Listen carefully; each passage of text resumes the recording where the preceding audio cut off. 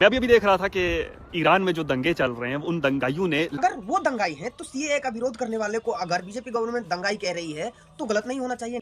नेपाल में हो रहा था तो इंडिया वेन, श्रीलंका में हो रहा था तो इंडिया वेन, और जब ईरान में हो रहा है तो वो दंगाई हो। लास्ट डे एक मजार और कुरान की एक शॉप को आग लगा दी, और अभी मैं ये देख रहा हूँ कि उन्होंने एक और मस्जिद को आग लगाकर जला दिया। अब मेरा सवाल ये है कि अगर तुम हुकूमत के अगेंस्ट प्रोटेस्ट कर रहे हो, मेरा सवाल यह है कि अगर तुम अपने लीडर के अगेंस्ट प्रोटेस्ट कर रहे हो तो तुम कुरान, मस्जिद या मजार को क्यों जला? विरोध जो होता है इसी तरीके से होता है। सामने वाला जिस चीज को प्रेज कर रहा है, बढ़ावा दे रहा है, उसी को क्रेडिबिलिटी खराब करने के लिए दूसरा काम किया जाता है। जैसे हमारे देश में चंद्रशेखर रावण अंबेडकर के नाम पर वोट लेना चाहते हैं, तो जो कुछ बीजेपी वाले हैं वो अंबेडकर को ही बदनाम करने में लग जाते हैं ताकि इसका क्रेडिबिलिटी खराब किया जा सके। तो इंडिया में जब कांग्रेस 70 सालों से सिर्फ गांधी के नाम पर वोट लेती आ रही है, तो बीजेपी को ऐसा नहीं, बीजेपी को पता नहीं है कि गांधी महान थे। वो गांधी का बुराई बस इसलिए करते हैं, गांधी का ही क्रेडिबिलिटी खराब कर दो ताकि जो इसके नाम पर वोट लेना चाह रहे हैं उसकी सत्ता ना चले। ऐसा सेम ईरान में हो रहा है।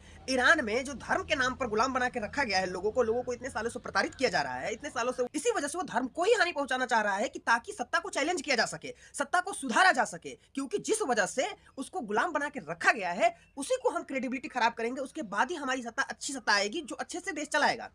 तो हमेशा विरोध इसी तरीके से होता है। लेकिन यही विरोध कहीं और होता है तो चलो ठीक हो रहा है, यहाँ भी होना चाहिए। यही अगर आपके मानसिकता के अगेंस्ट हो रहा है तो इंडिया में लोगों को पता नहीं क्या हो गया है कि ऐसे कैसे कर सकते हैं। दूसरे जगह पर अगर गाजा में बच्चों के साथ अन्याय हो रहा है तो वो एकदम हाँ हम इजराइल के खिलाफ है।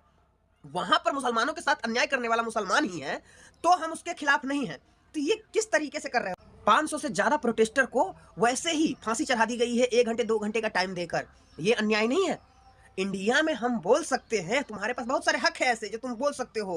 लोग विरोध करने पर भी ज्यादा नहीं होता है, कुछ एक्सट्रीमिस्ट हैं लेकिन ज्यादा तुम्हें क्षति नहीं पहुंचती है, लेकिन वहां पर विरोध करने पर मार दिया जाता है। वैसे सिचुएशन में अगर कोई इतना एक्सट्रीमिस्ट जा रहा है, इसका मतलब समझो वो कितना प्रताड़ित रहा होगा और कितने सालों से हर समय बुर्का के खिलाफ वहां पर प्रोटेस्ट होता